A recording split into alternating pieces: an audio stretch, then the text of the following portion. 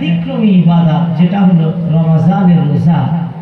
আল্লাহ বললেন সব ইবাদতের বদলা তুমি পাবে, কিন্তু একটা ইবাদতের বদলা আমি আল্লাহ নিজে হাতে দেব। বলুন না সুবহানাল্লাহ। আর একটু মন খুলে বলবেন না সুবহানাল্লাহ। এই ইবাদত সম্পর্কে আল্লাহ কোরআনে বললেন না খাওয়াটা আবার ইবাদত কি?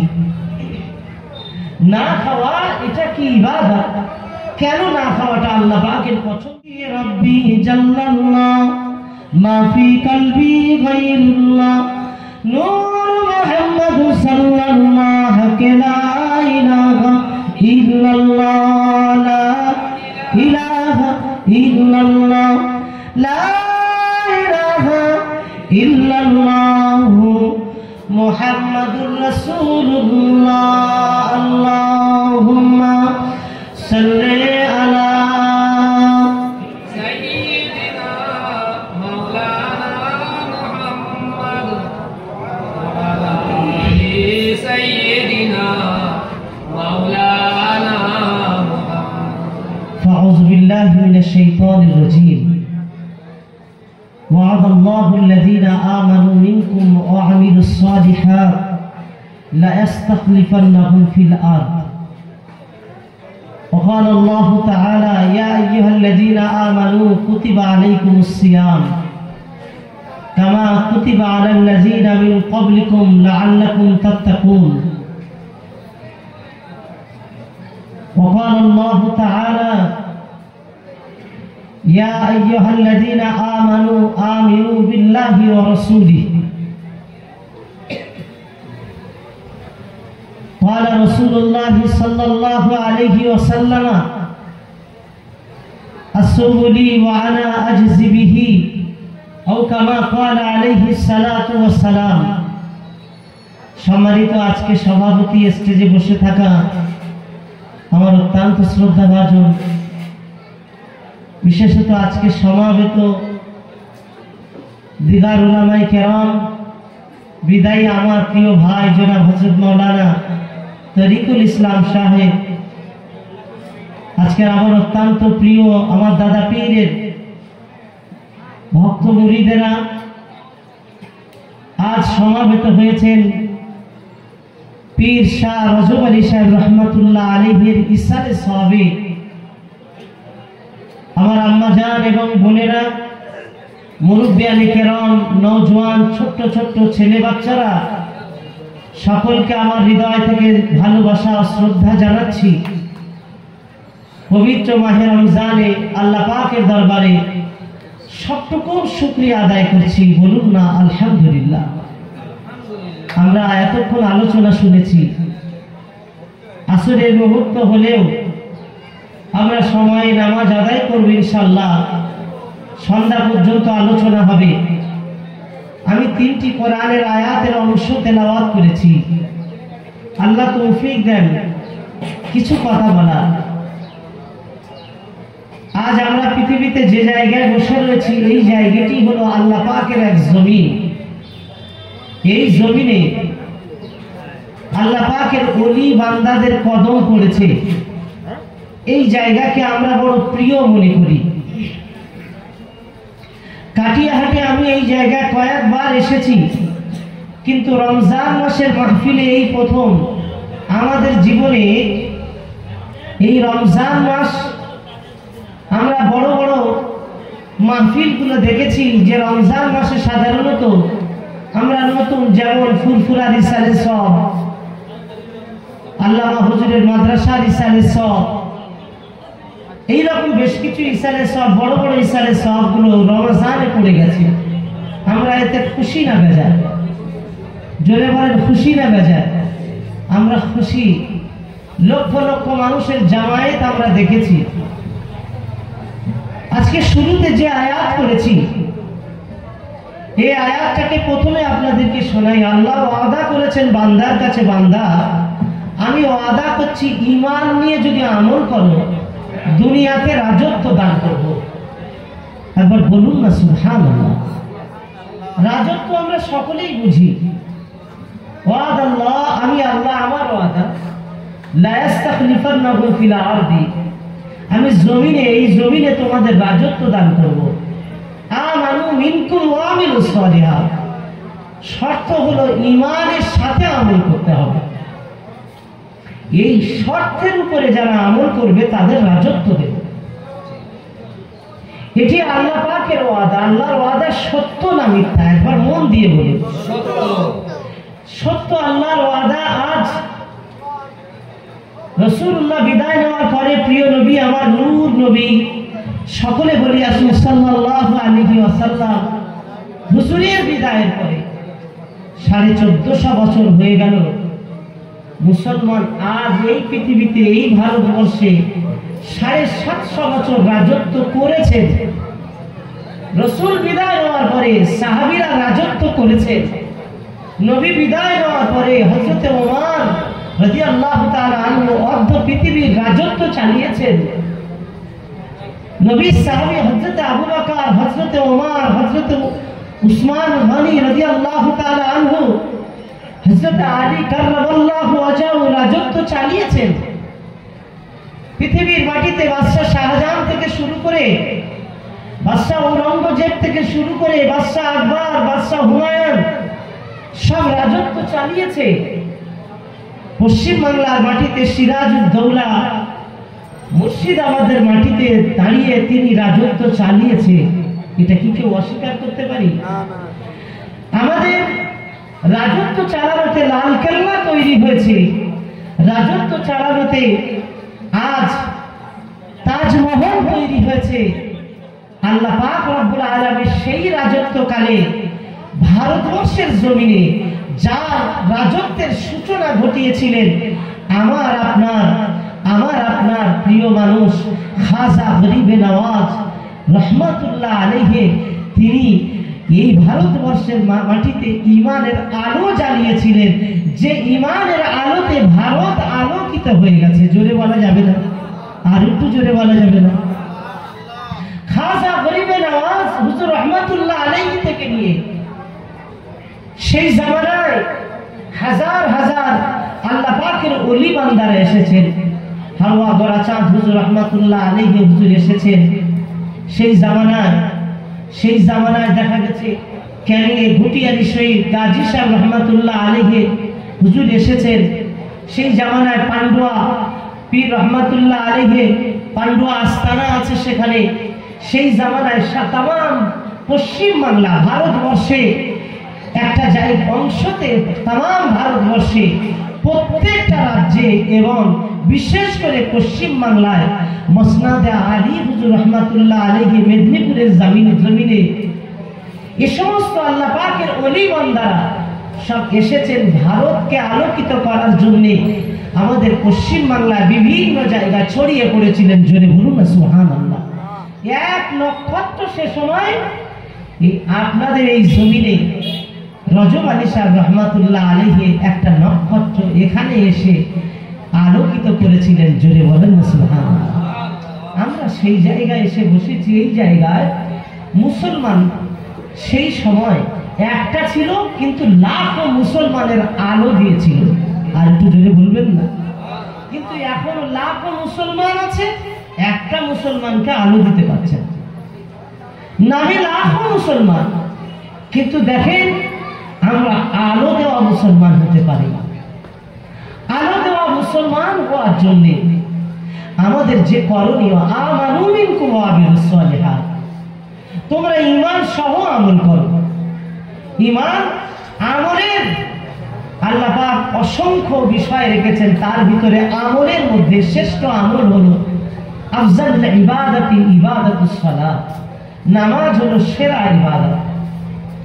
রোজা আল্লাহ পাকের খুব পছন্দনীয় ইবাদত। একবার বলুন না সুবহানাল্লাহ। নামাজ। আচ্ছা ভাই সাহেব, আপনারা সাইকেল রাখছেন, এখানে লোক সব বেড়ে যাবে, জায়গা আমাদের প্রশস্ত দরকার। আপনারা গাড়িটা এই যে খুঁটি আছে, খুঁটির বাইরে রাখেন, একটু আপনারা নিজেদের দায়িত্ব নিয়ে নেন। হ্যাঁ, লোক বেড়ে গেলে তো একটু আপনারা দয়া করে সাইড করতেন। রোজা একটা ইবাদত। আল্লাহ পাক রব্বুল আলামিন যত ইবাদত, কোরআন তেলাওয়াত ইবাদত, হজ আল্লাহ পাকের ইবাদত, কিন্তু সব ইবাদতের মধ্যে একটা ব্যতিক্রমী ইবাদত, যেটা হলো রমজানের রোজা। আল্লাহ বললেন সব ইবাদতের বদলা তুমি পাবে, কিন্তু একটা ইবাদতের বদলা আমি আল্লাহ নিজে হাতে দেব। বলুন না সুবহানাল্লাহ। আর একটু মন খুলে বলবেন না সুবহানাল্লাহ।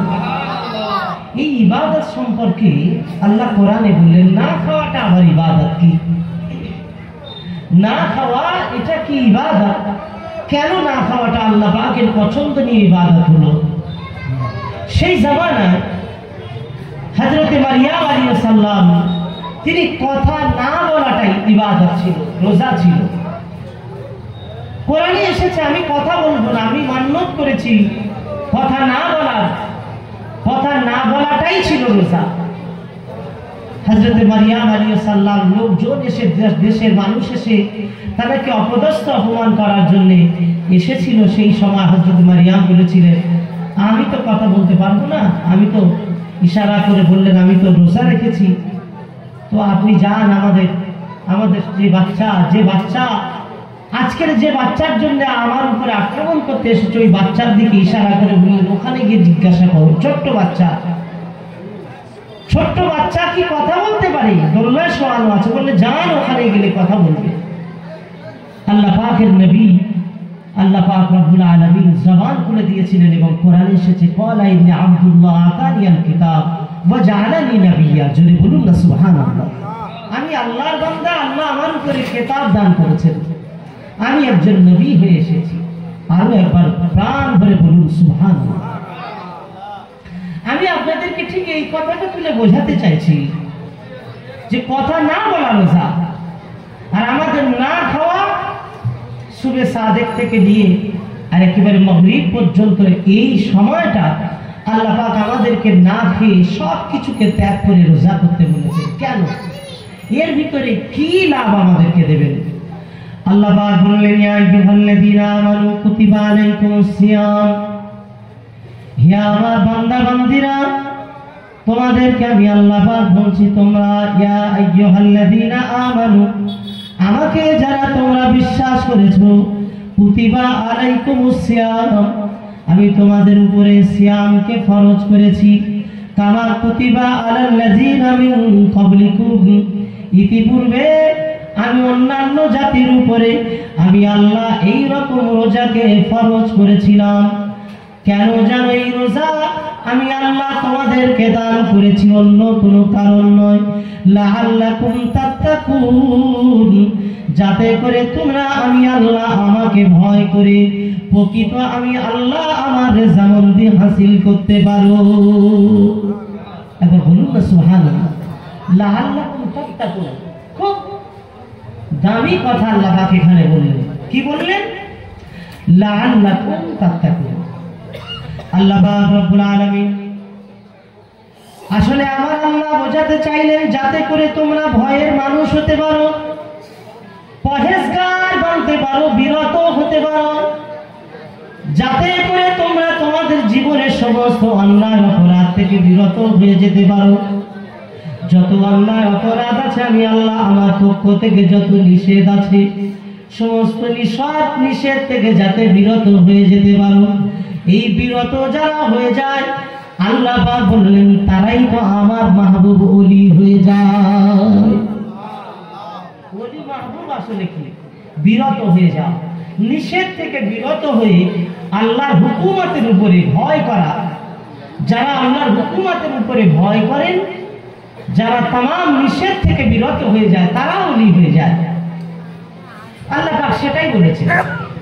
আমি আল্লাহ পাক বলছি, আলা ইন্না আউলিয়া আল্লাহ লা খাউফুন আলাইহিম ওয়া লা হুম ইয়াহজানুন আল্লাযীনা আমানু ওয়া কানু ইয়াত্তাকুন। আল্লাহ পাক এখানে বললেন যারা আমার মাহবুব তাদের কোনো ভয় নাই, চিন্তা নাই, কিন্তু আল্লাযীনা আমানু ওয়া কানু ইয়াত্তাকুন, ঈমান আনার পরে আল্লাযীনা আমানু ওয়া কানু ইয়াত্তাকুন, ঈমান আনার পরে আমি আল্লাহ তারা আমাকে ভয় করেছে। ঈমান আনার পরে আমি আল্লাহ আমাকে ভয় করেছে। আমরা ঈমান এনেছি, আল্লাহকে ভয় করেছি। সত্যকারে বুকে হাত দিয়ে একবার আল্লাহর প্রতি মনোনিবেশ করে চোখটা বন্ধ করে বলুন, ঈমান এনেছি, আল্লাহকে কি ভয় করেছি? ঈমান আমাদের আছে অবশ্যই। আমরা বিশ্বাস করেছি লা ইলাহা ইল্লাল্লাহ, আশহাদু আল্লা ইলাহা ইল্লাল্লাহ ওয়া আশহাদু আন্না মুহাম্মাদান আবদুহু ওয়া রাসূলুহু। আমরা বিশ্বাস করেছি, আমরা ঈমান এনেছি, কিন্তু আল্লাহর প্রতি ভয় করেছি। আল্লাহ পাকের নবী তার নবী বললেন, ঈমান আনার পরে যারা ভয় করতে পারে, আল্লাহ পাক রব্বুল আলামিনের ভয় মানে আল্লাহ পাক যেগুলো নিষেধ করেছে, আমার আল্লাহ পাক আমি রাসূলুল্লাহ আমাকে যেগুলো আদেশ করেছে, ওয়া মা আতাকুমুর রাসূলু ফাখুযুহু ওয়া মা নাহাকুম আনহু ফান্তাহু। যা আমার হাবিব তোমাদেরকে যেটা আদেশ করবে ওটাই আমার হুকুম, ওয়া মা নাহাকুম আনহু ফান্তাহু। আমার রাসূল তোমাদেরকে যেটা নিষেধ করবেন ওটাই আমার হুকুম। আমার রাসূলুল্লাহর আদেশ এটাই হলো ইসলাম, আমার নবী পাকের নিষেধটার নাম হলো ইসলাম। জোরে বলুন ইসলাম। আবার কি ইসলাম হলো আদেশ আর নিষেধের নামই হলো ইসলাম। আল্লাহর হাবিবের হুকুম পূর্ণভাবে কায়েম করার নামই হলো ইসলাম। আল্লাহর হুকুমকে মেনে নেওয়ার আমার রাসূলের মাধ্যমে তারই নাম ইসলাম। ইসলাম তো অন্য কিছু না। আমরা ঈমান আনার সাথে খৌফে ইলাহি যতক্ষণ না আসবে, আমাদের কথা আজকে ফিলিস্তিনের কথা আমার ভাই বলছিলেন, ফিলিস্তিনে মানুষদের তাদের নির্মম ভাবে বিনা অন্যায় তাদের উপরে জুলুম, তাদেরকে হত্যা করা হচ্ছে, শহীদ করে দিচ্ছে। আমি আজকে হিসাব দেখলাম প্রায় ৪৫,০০০ মানুষকে মারা হচ্ছে। শিশু শুধু ১৭,০০০, শিশু মারা হয়েছে ১৭,০০০। আজ হিসাবটা দেখলাম। আল্লাহ পাক রব্বুল আলামিন আল্লাহ আমার ভাইদেরকে হেফাজত করুন, বলুন আল্লাহুম্মা আমিন। বিজয় তাদের আছে, এটা নবী পাকের ঘোষণা। জোরে বলুন না সুবহানাল্লাহ। আমার নবী পাকের ঘোষণা, বিজয় তো হবেই, ফিলিস্তিনের বিজয় হবে। তবে এই বিজয়ের সাথে সাথে বিজয় শুধু দোয়ার বিনিময়ে বিজয় পাওয়া যায় না। পৃথিবীতে মুস্তাজাব দাওয়া, যাদের দোয়া কবুল হয়ে যায়, তাদের মুহূর্তের ভিতরে দোয়া কবুল হওয়ায় যাদের, তাদেরকে মুস্তাজাব দাওয়া বলা হয়। আমার নবীর আগে, প্রিয় নবীর আগে মুস্তাজাব দাওয়া কেউ ছিলেন বলে আপনারা কি মনে করতে পারেন? আল্লাহর হাবিব যা যখন দোয়া করতেন মুহূর্তের ভিতরে সেটাই কবুল হয়ে যেত। জোরে বলুন না সুবহানাল্লাহ। আল্লাহ পাকের হাবিব যখন যেটা দোয়া করেছেন সেটাই কবুল হয়ে গেছে। নবী পাক তথাপিও দেখতে পাওয়া গেল আমার নবী বদরের প্রান্তরে, উহুদের প্রান্তরে, খন্দকের যুদ্ধের জন্য নবী পাক যুদ্ধ করার জন্য নিজে রওনা দিয়েছিলেন। এ নওজোয়ানেরা, যুবকেরা, নবী প্রেমিকেরা মনে রাখেন, শুধু দোয়া করলে সব হয়ে যায় না। আমার নবী পাক তাহলে দোয়া করে বদরের ময়দানে যুদ্ধ করার জন্য যেতে হতো না। দোয়া করলে যদি সব হয়ে যায়, উহুদের ময়দানে নবীকে যুদ্ধ করতে যেতে হতো না। যদি দোয়া করলে সব হয়ে যায়, আল্লাহ নবী খন্দকের ময়দানে, খন্দকের জমিনে গিয়ে নিজে খাল খনন করে মাথায় করে ঝুড়ি নিয়ে পাথরগুলো কেটে কেটে খাল খনন করতেন না। দোয়ায় সব হয়ে যায় না, দোয়া আল্লাহর কাছে করতে হয়। এবং বাস্তবে আল্লাহ পাকের নবী নবী একদিকে দোয়া করেছেন এবং নিজের যুদ্ধের ময়দানে তরবারি নিয়ে তিনি যুদ্ধের ময়দানে ঝাঁপিয়ে পড়েছিলেন। এখন আমাদের যুদ্ধ হচ্ছে তসবিহ। আমাদের যুদ্ধ কি? শুধু দোয়া করো তসবিহ নিয়ে। তসবিহ নিয়ে শুধু দোয়া করলে হবে না। তো যুদ্ধ তো রাসূলুল্লাহ করতে বলেছেন, যুদ্ধ তো আল্লাহ করতে বলেছেন ন্যায়কে প্রতিষ্ঠিত করার জন্য। সেজন্য ইতিহাস প্রমাণ করে খাজা গরিবে নওয়াজ ভারতবর্ষে ইমানের কলেমাকে প্রতিষ্ঠিত, সেই ঝান্ডাটাকে উঁচু রাখার জন্য প্রথমেই তিনি আমাদেরকে যুদ্ধ শিখিয়েছেন। ঠিক না? জোরে বলেন। হ্যাঁ, আজকে আমরা সুন্দর সমাজ পেয়ে গেছি, এখন ইফতারি আনন্দের সাথে করছি, কিন্তু এই সুন্দর সমাজ পাওয়ার জন্য তারাকে যুদ্ধ করতে হয়েছে না হয়নি? আপনারা জোরে বলেন। আজকে ভুলে গেলাম কেন? আজকে এই ভুলে যাওয়ার পিছনে কারণ হলো ঐক্য নষ্ট হয়ে গেছে বলে। তাই আজান হচ্ছে, আজান দেবে। আচ্ছা আচ্ছা, সময় এখানেই জানা। আমার কথা আলোচনা আপনাদের কাছে সবকিছুতে দোয়ায় পাওয়া যায় না। আমাদের দোয়ার সাথে সাথে দাওয়ার দোয়া, দাওয়া দরকার আছে না? দাওয়া দরকার আছে। দোয়া তুমি করো, কিন্তু দাওয়াটাও তুমি নাও। দাওয়া আর দোয়া দুটো যদি তুমি না করো হবে না। আজ শুধু আমরা দোয়ার ভিখারি হয়ে গেছি। আজকে দেখেন সারা ভারতবর্ষে, হে মুসলমান, রজব আলী সাহেব হুজুরের ইসালে সওয়াবে, আজকে শাহ রজব আলী হুজুরের রুহানি দোয়ার আশা রেখে বলছি, আপনারা জানেন তো একদিন এই ভারতবর্ষে একটা যুদ্ধ হবে, গাজওয়ায়ে হিন্দ অনুষ্ঠিত হবে। এটা আপনারা জানেন না? জানেন না? শুনেছেন না শুনেন না? গাজওয়ায়ে হিন্দে যারা শহীদ হবে তারা সকলে জান্নাতি হয়ে যাবে। জোরে বলা যাবে না? হাদিসটা এসেছে, আমি এই হাদিসটা ফেসবুকে দিয়েছিলাম। হাদিসের ওই পৃষ্ঠাটা একেবারে, ওই পৃষ্ঠাটা পুরো আমি দিয়ে দিয়েছিলাম। হাদিস থেকে পড়তে গিয়ে আমি এবছরই, আমার একটা সোশ্যাল মিডিয়া সাইট আছে, তা আমার কয়েকজন ভাই ফোন করে বলছে যে ভাই ওটাকে তুলে নেয়, ওটাকে সামনে না রাখা ভালো, ওটা সামনে না দেওয়া ভালো। আমি বললাম কেন? বললো না, অন্যরা জানতে পারবে, অন্যরা জানতে পারবে, ওটা না দেওয়া ভালো। আমি বললাম ভাই তুমি সবে মনে হয় আজকে জানছো, কিন্তু অন্যান্যরা, অন্য ধর্মের মানুষেরা আগে থেকে এগুলো খুব ভালোভাবে তোমার আমার থেকে অনেক বেশি ভালোভাবে জানে।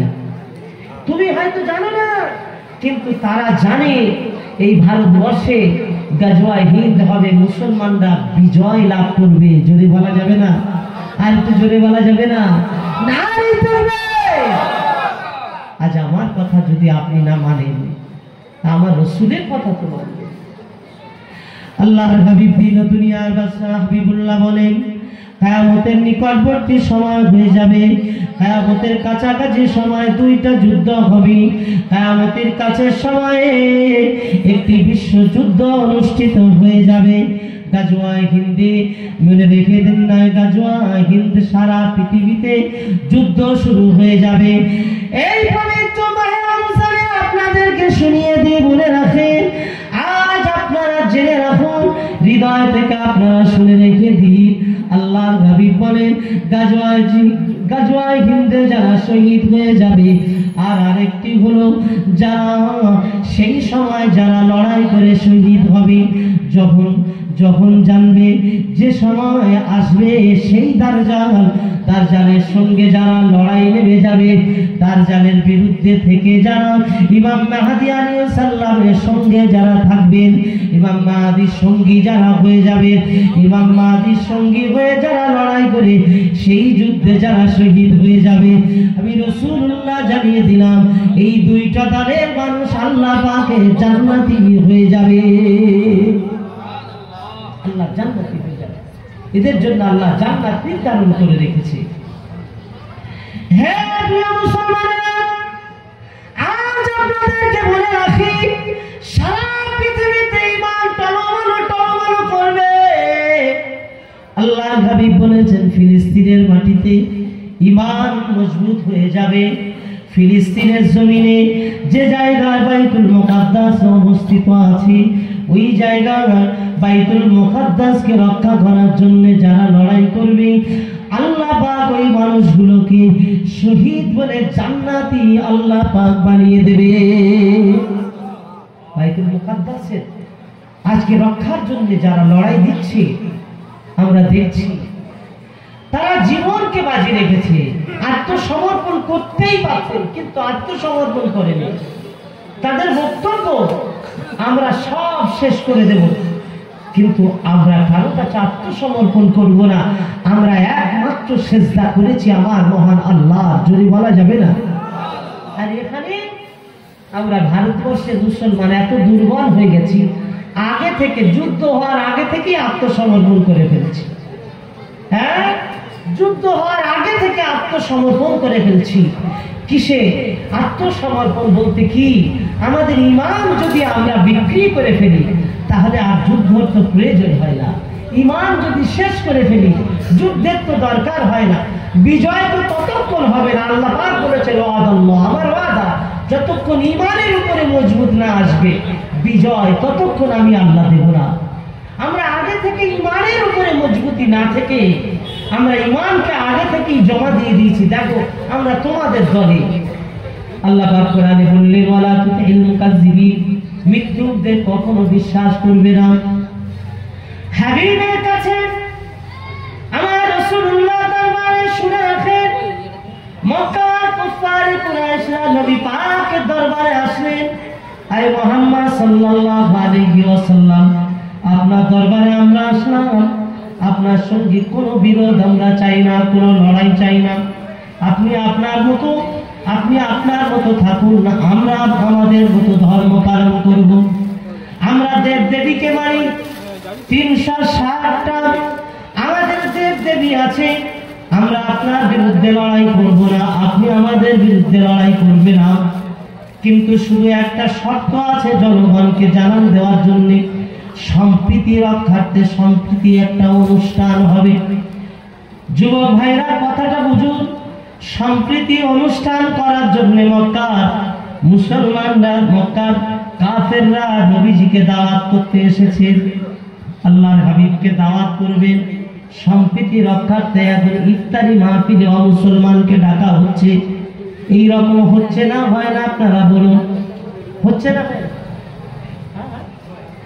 সম্প্রীতি বজায় রাখার জন্য আমাদের পাশাপাশি বিভিন্ন মুসলিম ভাইগুলোকে ডেকে আমরা সেখানে সম্প্রীতি রক্ষা করছি। প্রিয় ভাইরা আমার, আজকে আল্লাহ পাকের ওলিদের ভালোবাসায় যখন এসেছে, আমি পবিত্র মাহে রমজানে ওলিদের একটা চরিত্র বলি। ওলিরা কখনো আপোষ করেনি কোনো অন্যায়ের সাথে। ওলিরা কখনো আপোষ করেনি কোনো অন্যায়ের সাথে। হ্যাঁ, আজান দিয়ে দেন, তাড়াতাড়ি করে আজান দিয়ে দেন। হ্যাঁ, এখানে আজানের সাথে সাথে নামাজ হয়ে যাবে ইনশাআল্লাহ। আপনি যদি উজু নেই রেডি করে দেন, এখান থেকেই আলোচনা আবার হবে ইনশাআল্লাহ। যারা আসছেন উজু করে একেবারে বসে যাবেন।